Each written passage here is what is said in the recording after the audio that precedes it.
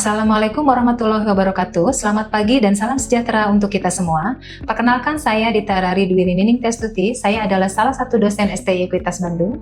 Video ini dibuat untuk melengkapi persyaratan dalam pengajuan sertifikasi dosen gelombang 1 tahun 2025, yaitu pernyataan diri dalam unjuk kerja Tridharma Perguruan Tinggi bidang pengajaran. Pada kesempatan ini, mata kuliah yang akan saya sampaikan sebagai contoh video pembelajaran adalah mata kuliah akuntansi biaya pada program studi S1 akuntansi yang terdiri dari 3 SKS dan disampaikan melalui metode Delivery, Interaction, dan Assessment dalam pembelajaran di kelas baik secara tatap muka maupun asinkronus. Deskripsi mata kuliah. Mata kuliah ini membahas tentang akuntansi biaya yang mencakup konsep dasar terkait biaya, pengelompokan biaya, dan siklus akuntansi biaya, serta laporan harga pokok barang yang diproduksi. Selain itu, mata kuliah ini juga mempelajari terkait akuntansi biaya bahan baku, biaya tenaga kerja langsung, biaya overhead pabrik, sistem harga pokok pesanan atau job order costing, sistem harga pokok proses atau proses costing, standar costing, joint cost, kemudian by product, serta analisis varian dari biaya bahan baku, biaya tenaga kerja langsung, dan overhead pabrik. Adapun CPL Prodi untuk mata kuliah akuntansi biaya adalah sebagai berikut. 1. Menjunjung tinggi nilai kemanusiaan dalam menjalankan tugas berdasarkan agama, moral, dan etika. 2. Menunjukkan sikap bertanggung jawab atas pekerjaan di bidang keahliannya secara mandiri. 3. Menguasai konsep teoritis secara mendalam tentang kerangka dasar penyajian dan penyusunan laporan keuangan, kebijakan prinsip-prinsip akuntansi, siklus akuntansi, pengakuan, pengukuran, penyajian, dan pengungkapan elemen laporan keuangan, analisis laporan keuangan. 4. Menguasai konsep teoritis secara mendalam tentang perhitungan dan pengendalian biaya produk dan jasa perencanaan dan penganggaran manajemen berbasis aktivitas serta pengukuran dan pengendalian kinerja. 5. Mampu menunjukkan kinerja mandiri bermutu dan terukur. 6. Mampu mengkombinasikan kompensasi teknikal dan keahlian profesional untuk menyelesaikan penugasan kerja. 8. Mampu secara mandiri menyusun laporan hasil analisis atas informasi keuangan dan non-keuangan serta pengungkapan terkait yang relevan dan andal untuk pengambilan keputusan manajerial dengan menerapkan teknik dan metode analisis akuntansi dan keuangan.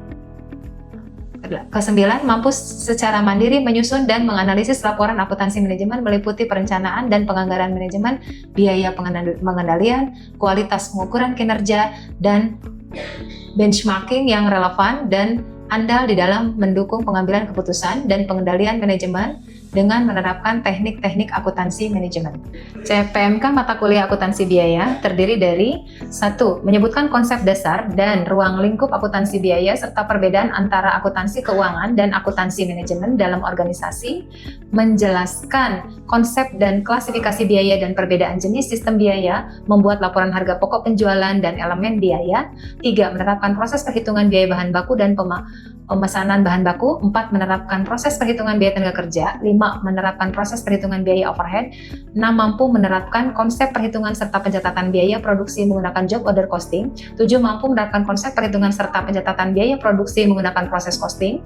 8. Mampu menerapkan perbedaan by product dan joint product. 9. Mampu menerapkan konsep biaya standar untuk biaya bahan baku, tenaga kerja, dan overhead pabrik. 10. Mampu menerapkan analisis varians untuk biaya bahan baku, tenaga kerja, dan overhead pabrik. Materi pembelajaran akuntansi biaya terdiri dari 1. Konsep dasar akuntansi biaya, 2. Konsep dan klasifikasi biaya, 3. Biaya bahan baku, 4. Biaya tenaga kerja, 5. Biaya overhead, 6. Departementalisasi FOH, 7. Job order costing, 8. Proses costing, 9. By product dan joint product, 10. Standar costing, dan 11. Analisis varians. Referensi yang digunakan dalam mata kuliah akuntansi biaya terdiri dari referensi utama dan pendukung. Referensi utama terdiri dari William K. Carter dan Milton F. Ushry tahun 2005, Cost Accounting edisi 14, Maher Cost Accounting 2009, McGraw-Hill, dan pendukung yaitu ada modul akuntansi biaya karya saya sendiri, kemudian Hongren dan Pearson, serta Garrison, Ray, dan Eric Noren tahun 2006 terkait dengan Managerial Accounting edisi 11. Sistem penilaian yang diterapkan pada mata kuliah akuntansi biaya ini meliputi kehadiran minimal 70%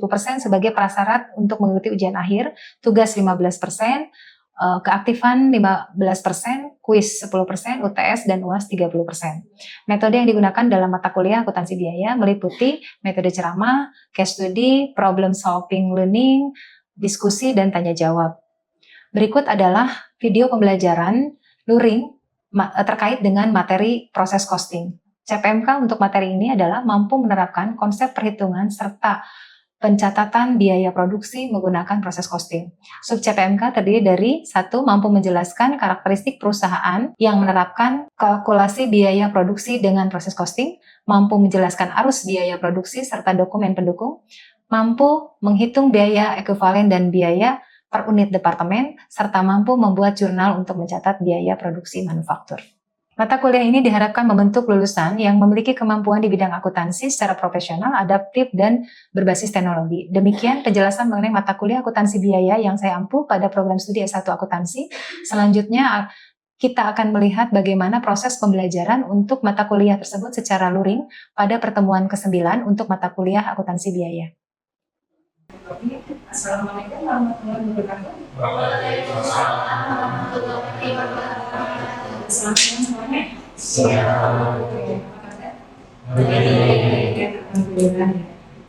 Ini kita ketemu lagi di pertemuan ke-9 ya. Kurang lebih kita kemarin sudah melaksanakan PTS. Jadi pembahasan materi kita nanti adalah materi yang sekarang materi yang sebelumnya sudah pernah disampaikan. Oke, baik. Mudah-mudahan materi pada sebelumnya tidak lupa lagi ya semuanya. Untuk materi kali ini saya akan menyampaikan terkait dengan proses costing.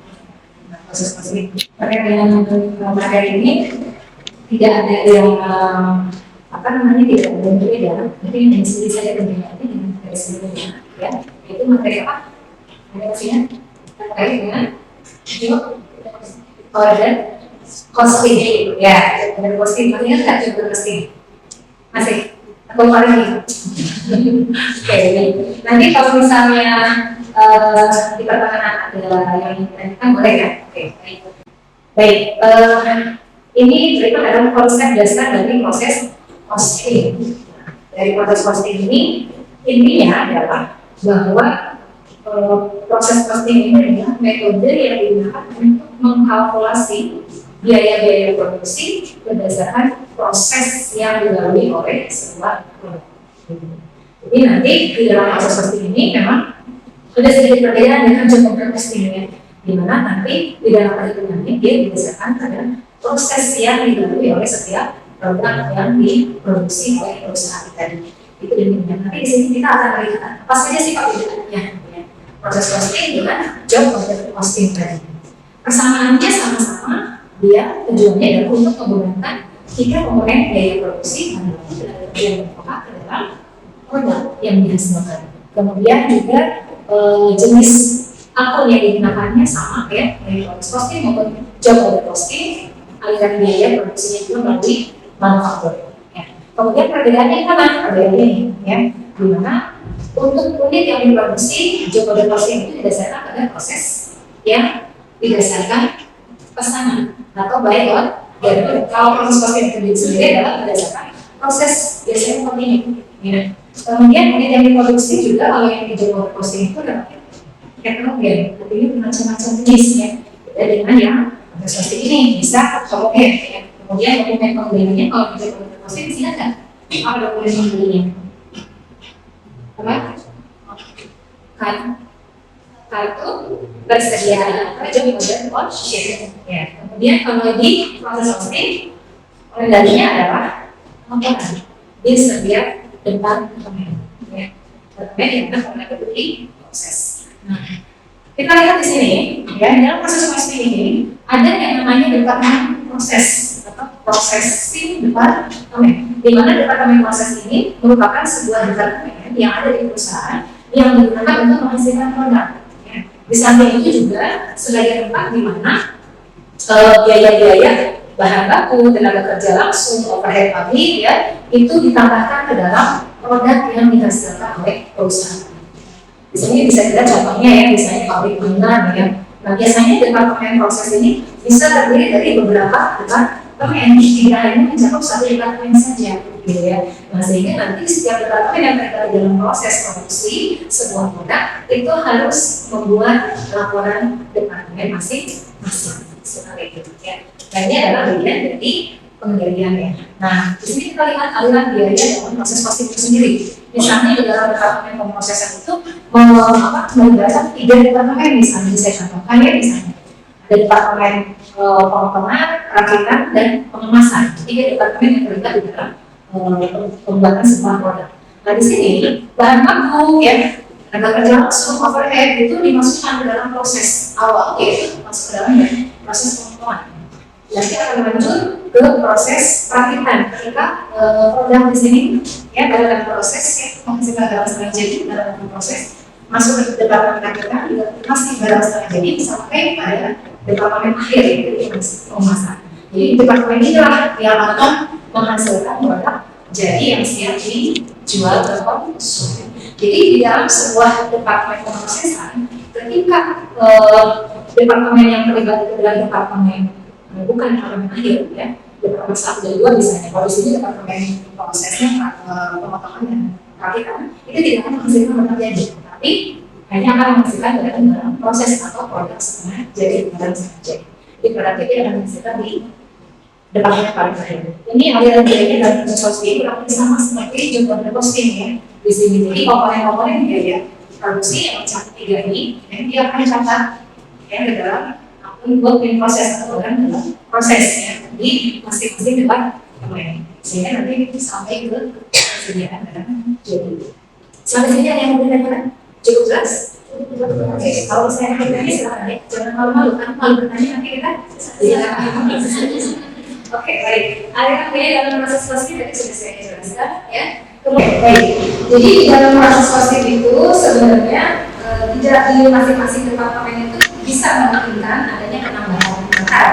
Tapi pada umumnya bahan baku itu full akan ditambahkan di departemen paling awal. Sementara departemen selanjutnya itu akan menambahkan biaya-biaya tenaga kerja dan overhead. Gitu biasanya ya. Itu umumnya seperti itu. Nah, di dalam proses costing ini, dalam proses costing ini kita akan mengenal yang namanya unit ekuivalen. Ada yang pernah mendengar istilah ini? Unit ekuivalen. Ya. Jadi intinya unit ekuivalen ini adalah unit yang memang harus selesai, ya seharusnya ada gitu ya, diperoleh dari bahan dan proses yang dilakukan dalam menghasilkan produk jadi. Nah, tahap awal dalam perhitungan biaya menggunakan proses costing ini kita harus menghitung unit ekuivalen ini. Nah, unit ekuivalen ini biasanya dihitung dengan menambahkan unit selesai ditambahkan dengan unit dalam proses akhir dikalikan dengan persentase penyelesaian. Ya. Kalau misalnya terkait dengan biaya produksi bahan baku, biasanya itu akan dikalikan dengan persentase penyelesaian di bahan baku langsungnya. Sementara untuk yang tenaga kerja dan FOA itu biasanya akan dikalikan dengan persentase penyelesaian di biaya konversi. Ya, masih ingat ya conversion cost? Conversion cost itu kan variabelnya ada berapa? Ada dua ya, itu tadi gaya convert dan FOH. Oke, nah di sini contohnya unit ekuivalen ini secara sederhananya misalnya perusahaan ini memproses hanya 30.000 galon. Nah, ternyata dari 30.000 galon yang diproses ada 20 yang selesai, sisanya 10.000 itu masih dalam proses akhir dengan tingkat penyelesaian 50%. Sehingga kita harus menghitung unit ekuivalennya. Unit ekuivalennya dihitung dengan cara yang tadi sudah saya sampaikan ya.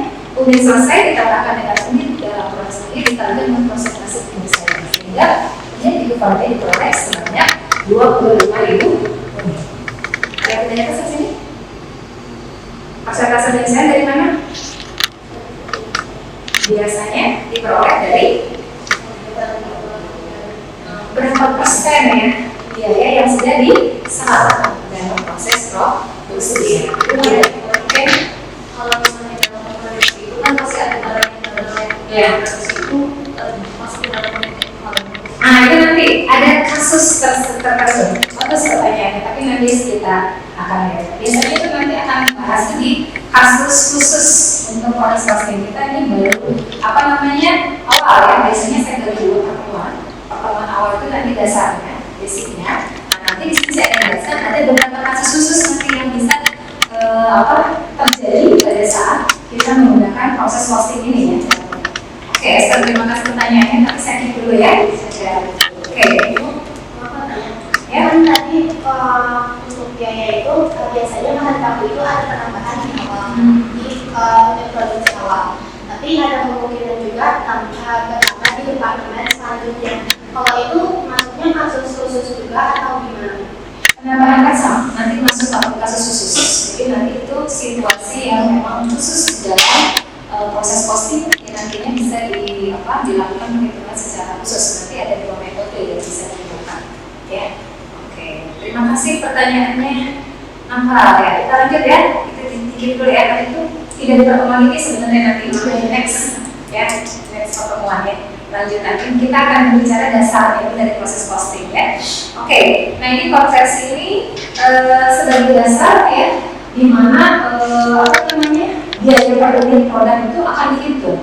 Nah ini adalah biaya per unit ini adalah dasar untuk menghitung berapa sih total biaya yang dibebani atau yang diserap oleh suatu departemen di dalam proses produksi. Kalau misalnya hanya satu departemen, maka si biaya produksinya itu langsung menjadi produk jadi ya. Tetapi kalau misalnya ada beberapa departemen, maka di departemen awal itu akan menjadi barang dalam proses bagi departemen berikutnya gitu ya, atau proses bagi departemen berikutnya. Oke, ini sistem pembayarannya itu ada 3. Ada biaya sebelumnya atau actual cost ya, ada juga yang predetermined cost atau biaya ditetapkan di awal, dan normal cost. Jadi sistem pembayaran biaya di proses posting ini bisa dilakukan melalui 3 berdasarkan ini ya. Proses produksinya juga bisa satu macam produk di satu departemen atau beberapa departemen, atau beberapa macam produk diproses di satu departemen atau beberapa departemen gitu. Nanti akan saya contohkan ya, satu departemen dan 2 departemen. Oke. Sekarang kita lihat arus produknya ya. Nah, arus produknya yang umum terjadi kalau di proses posting ini biasanya berurutan ya, berurutan. Jadi sequential product flow, tapi nanti tergantung juga dari perusahaannya seperti apa ya. Biasanya kan kalau proses produksi itu ada yang harus berurutan atau bisa juga tidak berurutan seperti itu. Terkait dengan catatan akuntansi yang akan menghubungkan ya penggunaan biaya bahan baku, tenaga kerja, modal pemakai ya. Ini dilakukan di setiap departemen. Saya contohkan misalnya tadi departemen pengeringan. Nah, departemen pengeringan ini adalah departemen awal yang digunakan dalam proses produksi perusahaan. Jadi di departemen pengeringan ini ada 2 pencatatan akuntansi, yaitu pencatatan terkait dengan biaya produksinya. Ini lengkap ya. Ada material inventory, payroll, dan account ya. Ini 3 komponen biaya produksi ini totalnya. Kemudian untuk barang selesainya sendiri, di sini tidak ada finish good, tapi yang ada adalah in proses departemen lanjutan. Sehingga nanti in proses departemen ini dia akan bersatu ya, tidak bersatu. Oke, di departemen pengiringan dia hanya ada 2 ya, hanya ada 2 biaya produksi, karena bahan baku semua sudah di departemen paling awal ya. Dan di sini juga dia tidak ada finish good, dia hanya mencakup work in proses saja ya. Karena di departemen ini merupakan departemen lanjutan. Jadi nanti dia berarti ke pemasaran ya, di sini juga sama. Biaya produksinya tidak mencakup biaya bahan. Walaupun nanti di dalam perhitungan masing-masing departemen itu akan muncul biaya bahan. Ya sebenarnya dari mana? Dari harga pokok produk di departemen sebelumnya. Lalu nanti di departemen terakhir akan ada departemen finish good, lalu in proses, sehingga nanti saldo biaya produksinya bersatu. Biasanya bisa dipahami. Nah ini yang tadi ditanyakan, masalah-masalah khusus dalam perhitungan harga pokok produksi dengan menggunakan proses costing. Nah ini beberapa masalahnya. Nah, tadi yang ditanyakan ada produk rusak katanya ya. Pertanyaan itu bagaimana kalau ada ini? Novel bertanya bagaimana kalau ada tambahan bahan? Ini masuk ke masalah-masalah khusus ya. Nanti ini akan saya jelaskan di pertemuan berikutnya ya. Nah kita akan insya Allah kalau kalian semua bisa memahami dasarnya sekarang yang pertama ini, tentu masalah-masalah seperti akan sangat mudah ya, karena intinya yang berbeda itu hanya sedikit saja, yaitu di dalam proses perhitungan ekuivalen dengan perhitungan harga pokok produk. Ya, jadi, oke, saya masuk ke contoh dulu ya. Dan tadi dia sudah ada dulu gitu ya, gimana? Oke, contoh satu. Nah, ini adalah kalau proses produksinya hanya satu departemen, satu barang, satu departemen. Nah, jadi ketahui ini masuk dalam proses sekian, barang selesainya sekian, barang dalam proses akhir punya barang setelah jadi ya, dengan tingkat penyelesaian ini. Biaya bahan akan selalu 100%. Karena bahan tidak langsung diolah sekaligus ya 100% ya penyelesaiannya. Konversinya 75%. Conversion cost itu terdiri dari apa saja? Tenaga kerja langsung dan overhead. Ini ya. Nah ini biaya produksinya ya. Material inventory, payroll dan FOH. Bagaimana kita menghitung biayanya? Awal tadi apa? Ada saya, bagian apa dulu? Ekuivalen, Oke, bagaimana menghitung ekuivalen? Barang selesai, kali 100% bahan. Berarti unit ekuivalen bahan ya. Yang kedua unit ekuivalen konversi. Dari mana? Kali 75%. Oke, kita bisa unit ekuivalen. Setelah unit ekuivalen apa? Biaya per unit. Bagaimana caranya? Membagi kalau bahan berarti dibagi dengan unit ekuivalen bahan. Kalau yang ini dan yang ini dibagi dengan unit ekuivalen konversi. Yang selanjutnya ketiga harga pokok produk jadi harga pokok produk jadi dihitung dari barang selesai dikali total biaya per unit. Ya. Nah, yang terakhir adalah menghitung barang dalam proses akhir untuk masing-masing komponen ini. Ya, kemudian bagaimana caranya untuk barang-barang proses akhir biaya bahan itu persentase 100% ya dikali dengan ini yang barang terakhir dikali dengan biaya per unit bahan. Ini juga sama ya, ini rumusnya kalau kejadiannya kayak seperti apa, masalah rumusnya seperti apa. BDP akhir ini rumusnya akan sama ya. Jadi ini nanti dihitung BDP akhir untuk biaya tenaga kerja, berarti nanti dari persentase penyelesaian ini dikalikan dengan BDP-nya ya, dikalikan dengan biaya per unit untuk tenaga kerja yang tadi sudah saya sampaikan ya. Oke, nanti akan seperti ini munculnya. Gitu. Oke, ada yang bertanya dulu? Hanya satu departemen jadi apa? Yang ketiga, total di sini harus sama dengan total biaya produksi yang ini. Kalau tidak sama berarti ada sedikit kesalahan mungkin di dalam perhitungan. Oke, ya ini. Berarti ini adalah finish good, bukan hanya satu departemen. Yang ini adalah good in proses akhir. Nah, ini adalah good in proses. Bertanya sampai sini? Ini laporannya itu tadi perhitungannya ya. Nah, kalau laporannya ini, jadi departemen itu harus membuat ada judulnya, laporannya perusahaan apa? Ini informasinya harus ada, ini perhitungannya tadi ya. Tapi tinggal dipindahkan saja ke laporan. Ini biaya per unitnya, ini perhitungan harganya. Ya, ini jurnalnya. Jurnalnya hanya 2. Work in process, ya, kemudian ini komponennya. Yang ini tadi ada komponen akhir, ini yang berada proses akhirnya. Ini work in process. Oke, mudah ya. Nah, selanjutnya adalah bagaimana kalau misalnya produk tersebut diproses di dasar departemen. Ya, bisa contohkan ya. Misalnya di departemen ada departemen 1 dan departemen 2. Ya, ini departemen 1 itu sama dengan contoh satu yang tadi saya sampaikan. Yang mudah ya pencernaannya. Dari departemen 2 ini biaya bahan tidak ada di sini. Tapi nanti dalam perhitungan itu harus ada sumbernya dari harga pokok produk selesai di departemen 1. Ini masuk sebagai biaya bahan di departemen 2 untuk menentukan biaya per unitnya. Oke, sampai sini cukup bisa dipahami ya, gampang ya. Oke, jurnalnya sama seperti yang tadi. Ini jurnalnya ya. Hanya saja nanti di departemen apa namanya, di departemen 1 ya, itu tidak ada FG.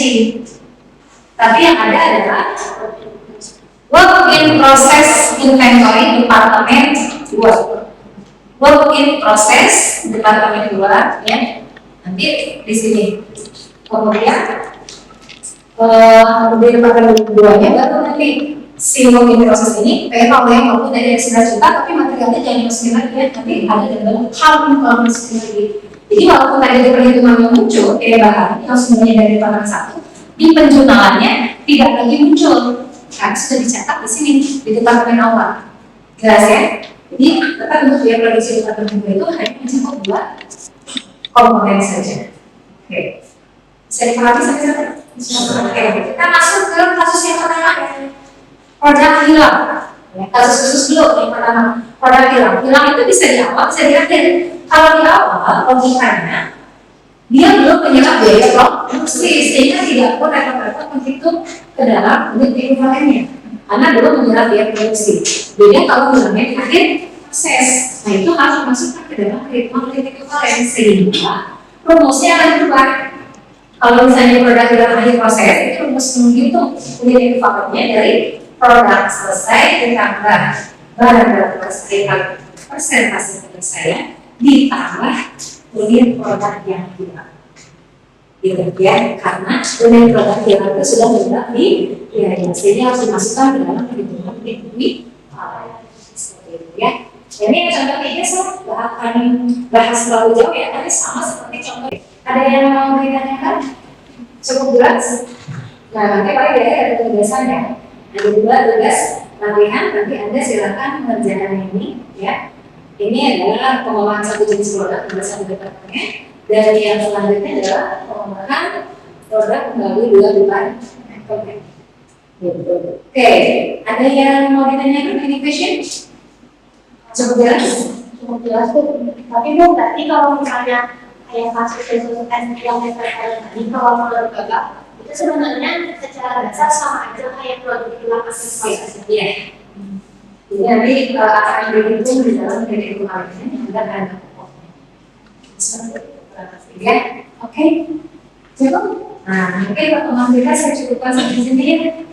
Mudah-mudahan nanti di pertemuan berikutnya apa yang kita ditanyakan akan terjawab gitu ya nanti. Ini nanti sudah sebenarnya kita kalau nanti di jalan itu menjadi tugas individu yang nanti akan dilakukan di laman mahasiswa ya. Sesuai yang batas waktu yang sudah diberikan. Jadi yang memiliki batas waktu berarti kita akan masuk dalam penilaian. Mungkin saya cukup sekian ya. Terima kasih atas atensinya. Mohon maaf bila ada yang salah dari penyampaiannya atau kurang dipahami, mungkin tidak akan sendiri ya. Karena waktunya kita sudah habis ya. Mudah-mudahan nanti di pertemuan selanjutnya kalau menggunakan itu bisa terjawab secepatnya. Ya, oke. Terima kasih. Demikian video pembelajaran ini saya buat yang merupakan salah satu dokumen pendukung dalam penyusunan dokumen pernyataan diri dosen dalam unjuk kerja Tridharma Perguruan Tinggi atau PDD UKT-PT dari Serdos Gelombang 1 tahun 2025. Sebelum menutup video ini, saya ingin mengucapkan terima kasih kepada para pimpinan ST Ekuitas dan juga Kak Prodi dari S1 Akuntansi. Tidak lupa juga kepada Bapak Ibu, rekan sejawat, dan para dosen, serta seluruh pihak yang telah terlibat dalam pembuatan video ini. Terima kasih atas dukungan serta kerjasamanya. Wassalamualaikum warahmatullahi wabarakatuh.